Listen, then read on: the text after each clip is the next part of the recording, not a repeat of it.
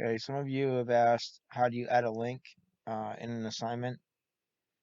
So I have an assignment all ready to go.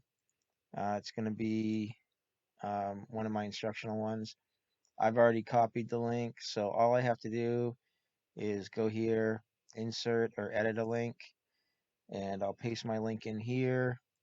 And then here, I'm going to just type what it is. Um, and then I have found that if you don't click new window, it doesn't open. Sycamore blocks it. So target new window, click OK, and then should be good to go. Another weird thing with Sycamore, so like here, if I right click on it, I can't do anything. Here, I can't, it doesn't actually go anywhere for me from here. I've tested it in cases it will.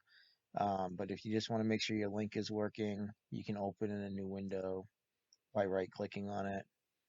And seems like it's working.